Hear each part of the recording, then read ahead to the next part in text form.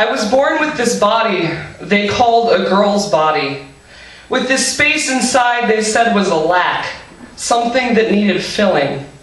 It is true, I have always been hungry. At 16, I walked the wet streets of Seattle at night, starved for music, drugs, human contact. When I passed by this club with wild distortion pouring from it, I went in, found a boy man who looked like he was hungry too, said I'd give him a blowjob in exchange for some weed or some blow. We locked ourselves in the filthy bathroom and I sucked him into my mouth, wet and ravenous. He was kind of cute and I thought maybe I'd like him to fuck me, but after he came he asked me how old I was, and when I said 16, he started to weep. That's how old my baby sister is. You could be my sister. I told him to hand over the drugs and leave me alone. Was I supposed to offer comfort? He only feigned to care about me after his hunger was sated, and I had no words of relief. Only the awareness that my hollowed-out girl body and insatiable desire made me tougher, more resilient than he would ever, ever be.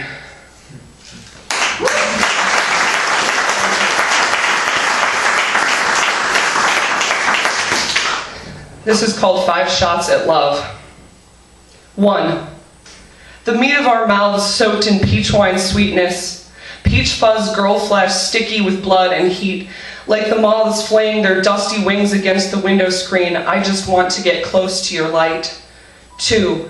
Dizzy from corner store swill and summer smog, we lay down in the filthy gutter, gaze up. Like a distant constellation, we are something long gone that refuses to disappear from view.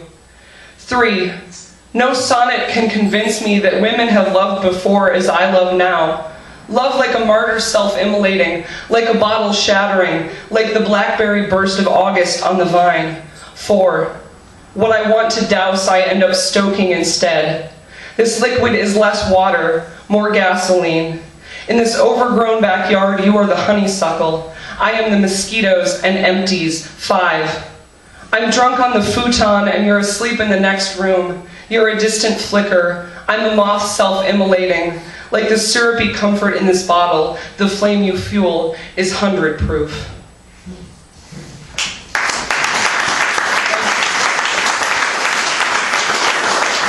And speaking of love, this poem is about my longest running tumultuous relationship.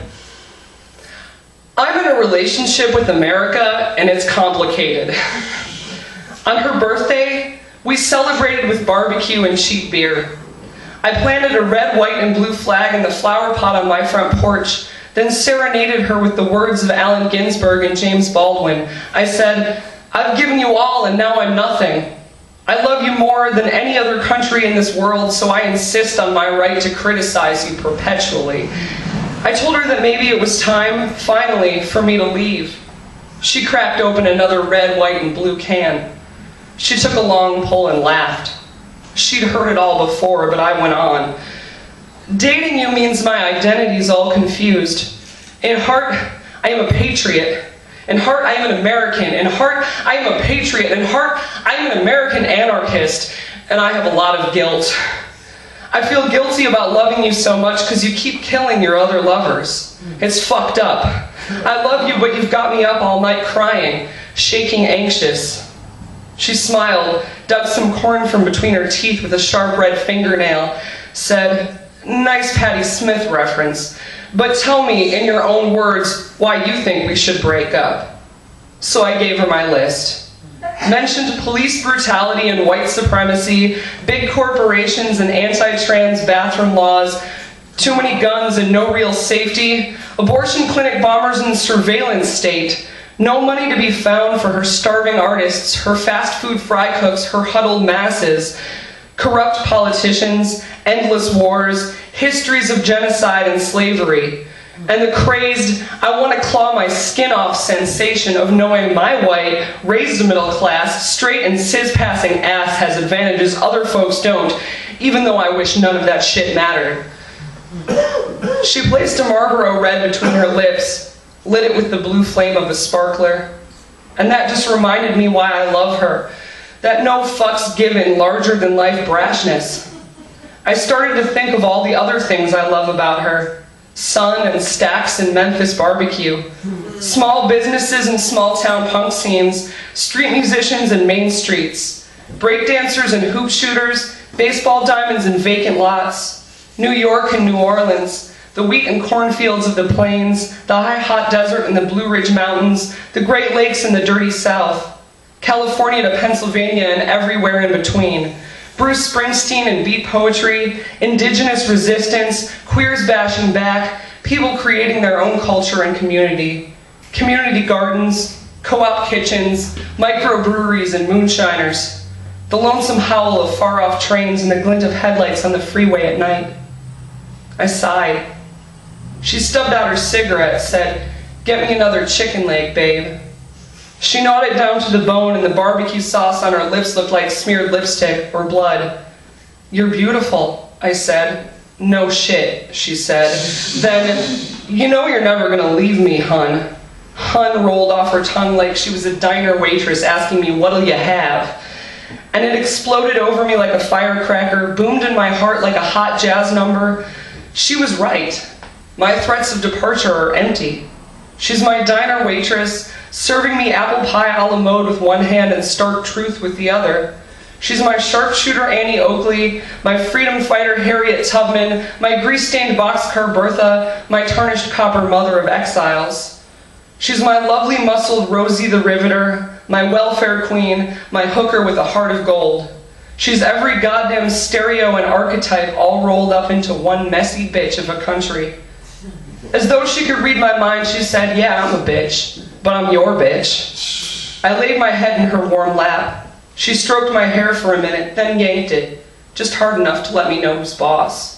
"See, babe," she said, "I may keep you up nights crying, wishing I were kinder, but no gentle woman would ever feel so much like home."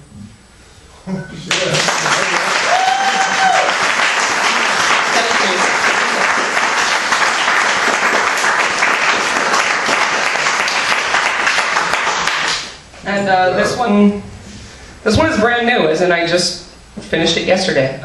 It's called Postcards from an Invisible City. The city exists, and it has a simple secret. It knows only departures, not returns. Italo Calvino from Invisible Cities. Dear, here the last light jazzes on the window panes and the rain tap dances on the rooftops. At night, the sky is a mug of weak coffee and the moon is cut from an old Halloween. Here, wish you were. Dear, home again. You can't go. Home is where the ghosts are. When is a home not a ghost? When it's a graveyard. Dear, other names for home. Graveyard, saxophone, telegram, telephone, phone home. Tongue kissed, tongue tied, cat's got your ghost. In other words for ghost, penny. Foghorn, tattoo, tango, it takes two, dream quest, dream death, so they say. Dear, fog-spent pennies tossed in a fountain, wishes to disappear, dissipate like smoke. I ghosted to other cities and my return was a funeral, a dirge, roses on a grave, I, grave risen, they, eyes big as a Halloween moon, spooked, they said. Dear, where'd you come from? I thought you were dead and gone, forgotten, all the ways there are to vanish when the ghost train only goes one way. I got my I should have been more careful. Dear, here we have strange angels, and angels are strange when you're a ghost, or so the saying goes. Other sayings, ghosts who wear leather haunt together, wraith not, haunt not, a hearse is not a home. Dear, here, the sidewalks shine like pennies in the fog, and the clouds are factories dreaming smoke. Stacks of last year's newspapers become nests for ghost rats, and all the saxophones bleat backwards here. Wish I was.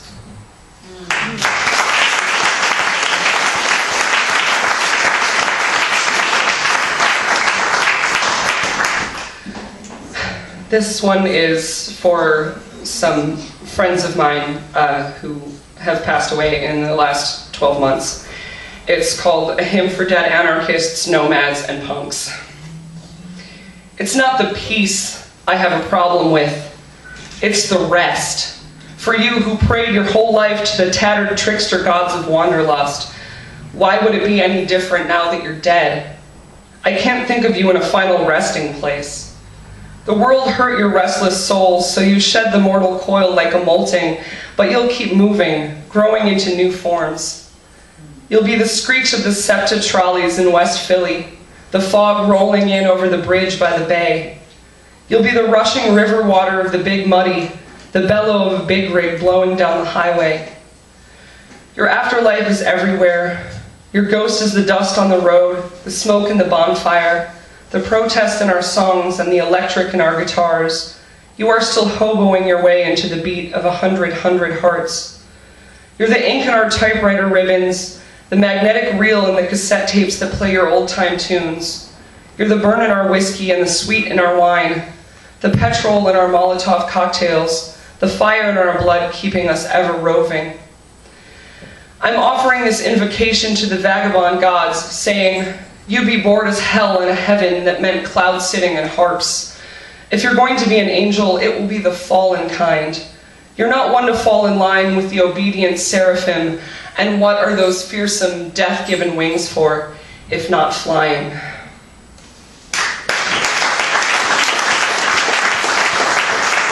Thank you.